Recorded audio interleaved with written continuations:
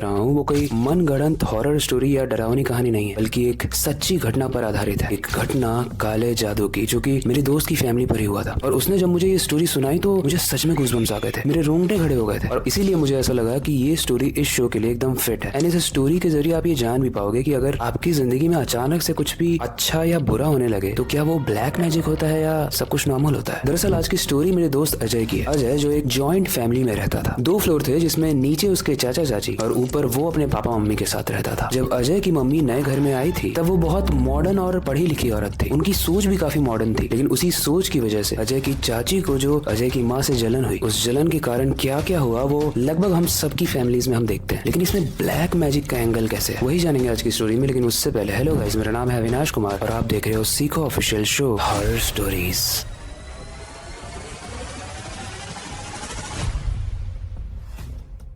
देखो, अजय के पापा अक्सर काम के सिलसिले में बाहर रहते थे और जब घर का मर्द दूर होता है ना तो तंग करना और उसको जख्म देना बहुत आसान होता है। किसको? उसकी बीवी को, उनके बच्चों को। एक्चुअली अजय के जन्म की भी एक कहानी है कि 5 साल के बाद उसका जन्म हुआ था शादी के। एक प्यारा सा बच्चा जिसने उस औरत की दुनिया में रोशनी लाई, लेकिन उसी की चाची के दिल में उसने अंधेरा भर दिया, क्योंकि चाची के अभी तक बच्चे हुए ही नहीं थे। लेकिन गाइस, हमारे पास ऐसे बहुत सारे उदाहरण है जहाँ पर अगर बच्चा नहीं भी आया तो हम दूसरे के बच्चे को इस तरीके से प्यार करते हैं जैसे अपने बच्चे। बट इस स्टोरी में, इस कहानी में थोड़ा डिफरेंट एंगल है। अजय के पापा ने अजय के होने की खुशी में एक कार भी ली थी, लेकिन उस कार के हॉर्न की आवाज जब जब बजती थी वो उसकी चाची को बे औलाद होने का एहसास दिलाती थी। और धीरे धीरे अजय की फैमिली की खुशी किसी और के लिए जलन बन चुकी थी। गाइस, अजय ने बताया था कि इस कहानी का असली मोड़ कोविड के दौरान आया था। कोविड जो महामारी आई थी जिसमें बहुत सारे लोग मर गए। तो कोविड तक तो उसकी चाची उससे जलती रहती थी, बिल्कुल अच्छा बिहेव नहीं करती थी। लेकिन कोविड जैसे ही आया उसकी चाची एकदम से डिफरेंट हो गई, एकदम से अलग हो गई। जो चाची कभी उसे गंदी गालियां देती थी अब उसे प्यार से गले लगाने लगी। हर दिन उसके लिए मटन पुलाव और डिजाइनर कपड़े खरीदने लगी। देखो, ट्रूली अजय की मम्मी को तो शक हुआ था, लेकिन वो कहते हैं ना कि प्यार में इंसान अंधा हो जाता है, तो वो लोग अंधे हो गए थे। उन लोगों ने सोचा कि अब इसमें भी क्या घुस के इंस्पेक्शन करना है, प्यार कर रही है, हो सकता है इंसान चेंज हो गया हो। लेकिन फिर कहानी में आता है एक ट्विस्ट, क्योंकि कुछ महीने के बाद अजय की तबीयत बिगड़ने लगती है। हर वक्त सर में दर्द, पेट में जलन, और वो जो भी खाता था वो सब उल्टी कर देता था। रात में उसे डरावने सपने आने लगे। 7-8 फुट लंबा एक इंसानी साया दिखता था उसे, जैसे कोई नर्क से निकल के उसे देख रहा हो। वो सोने के बाद जब उठ के अपना फेस देखता था तो उसे बहुत डर लगता था, जैसे किसी ने उसे अभी जस्ट मारा हो। लेकिन फिर अचानक से वो निशान गायब हो जाते थे। इस कहानी में एक और एलिमेंट है जिसके बारे में अजय ने बाद में बताया। अजय की एक बिल्ली भी थी जिसे वो बहुत प्यार करता था। जब भी वो स्ट्रेस फील करता था वो उसके पास जाकर खेलता था। लेकिन एक शाम उसकी बिल्ली ही गायब हो गई। और उस रात जब वो बहुत परेशान था, किसी तरीके से सोया अपनी मम्मी के साथ, तो उसकी मम्मी अचानक से उठ के जोर जोर से हंसने लगी और अजय को ही गाली देने लगी। उसके बाद बड़े ही डरावने तरीके से अपने दांतों को पीसने लगी। ऐसा लग रहा था मानो उसकी मम्मी के अंदर कोई और ही आ गया हो, सिमिलर टू चाची, क्योंकि उसकी मम्मी उसे गाली नहीं देती थी लेकिन चाची देती थी। लेकिन सुबह जब वो उठ के अपनी मम्मी से पूछ रहा है कि मम्मी आप ऐसा क्यों बिहेव कर रहे थे, मुझे बहुत डर लग रहा था, तो उसकी मम्मी को कुछ भी याद नहीं था। लेकिन ये बदलाव सिर्फ चाची और उसकी मम्मी तक नहीं था, अजय के पापा में भी बहुत बदलाव आने लगा। एक दिन उन्होंने जो कपड़े पहने थे वो उसी चीज को अलमारी को वापस से खोल के ढूंढने लगे। बेसिकली उनका दिमाग काम करना काफी बंद कर रहा था। और फिर वो रात आती है जब अजय को एक सपना आता है जिसमें उसकी मम्मी रेगिस्तान में फंसी हुई है और पापा उससे दूर जाते जा रहे हैं, बहुत दूर। और जब सुबह अजय उठता है तो उसके पिताजी की हार्ट अटैक से मृत्यु हो जाती है। उसके पिताजी की मौत के बाद घर काफी बिखर गया। वो कार जो पापा की आखिरी निशानी थी अजय को वो बेचनी पड़ी, क्योंकि उनके पास पैसे ही नहीं थे। उसके बाद धीरे धीरे उसकी माँ की तबीयत भी बहुत खराब होने लगी और उसके जो रात के सपने थे अजय के और ज्यादा डरावने होने लगे। बीच बीच में उड़ जाता था, उसे ऐसा लगता था जैसे कोई उसे पकड़ के नीचे से धक्का दे रहा है या उसके हाथ पैर को खींच के नोचने की कोशिश कर रहा है। और एक शाम जब बिजली चली गई थी तो वो अपनी मम्मी का मोबाइल लेने गया, जिससे वो टॉर्च जलाकर चीजों को ढूंढे। लेकिन वो वहाँ पे नोटिस करता है कि उसकी मम्मी जहाँ सो रही थी उसी के जस्ट पीछे कोई बैठा हुआ था। लेकिन जैसे उसने फ्लैशलाइट ऑन किया वहाँ पर कोई नहीं था। अजय को इतना समझ में आ गया था कि सब कुछ नॉर्मल तो बिल्कुल नहीं चल रहा है। ये सब कुछ पापा की डेथ, मम्मी का अजीब सा बिहेव, मेरे सपने, कुछ तो गड़बड़ है। फिर अजय ने अपनी मौसी से बात की जो कि कोलकाता में रहती थी। उसकी कोलकाता वाली मौसी बताती है कि तुम किसी साधक से, किसी गुरु से बात करो जो कि एग्जैक्टली तुम्हें बता पाए कि हो क्या रहा है, क्योंकि डॉक्टर्स ने तो हाथ खड़े कर दिए थे। उन्होंने बोला था कि आप बस स्ट्रेस ले रहे हो। गाइस, 2 साल तक अजय ने इन सपनों को और अपने मम्मी को किसी तरीके से संभाला, लेकिन झेला भी। लेकिन फाइनली 2023 में एक अघोरी आता है उनके गाँव। एक अघोरी जो 5 साल में सिर्फ एक बार आता है। और वो जैसे ही उस अघोरी बाबा के पास जाता है वो अघोरी उसे पकड़ते, उसके सर पे हाथ रखते ही बता देता है कि तुम्हारे ऊपर मरण क्रिया हुई है, और अगर तुम्हें जो मैं बताने वाला हूँ वो कुछ दिनों के बाद पता चलता तो तुम्हारे पास कोई ऑप्शन नहीं होता, तुम शायद मर जाते। अघोरी इस मरण क्रिया का सोल्यूशन बताता है। वो बताता है कि किसी मर्द को एक तालाब के पास एक भोग चढ़ाना पड़ेगा, एक भोग जिसमें शराब होनी चाहिए, बकरे का मांस होना चाहिए और इंसानी बाल होना चाहिए। अजय उस घर का अकेला मर्द बचा हुआ था और बेचारा सिर्फ 17 साल का था, लेकिन बाबा ने उसे कुछ सुंघाया और उसके बाल निकाले। और जैसे ही वो लोग उस क्रिया को करने के लिए तालाब के पास बैठे, उस बाबा को यह आभास हो गया कि इसके ऊपर एग्जैक्टली किसने ये किया है। और वो बताता है अजय को कि तुम्हारी चाची ने ये सब किया है, क्योंकि वो तुमसे जलती थी। हालांकि इसमें अजय या उसकी फैमिली की कोई गलती नहीं थी, लेकिन बस कहते हैं ना, बुरी नजर। और चाची ने जब ब्लैक मैजिक किया था इस अजय की फैमिली पे, तो आपको याद है मैं बिल्ली की बात किया था, वो बिल्ली को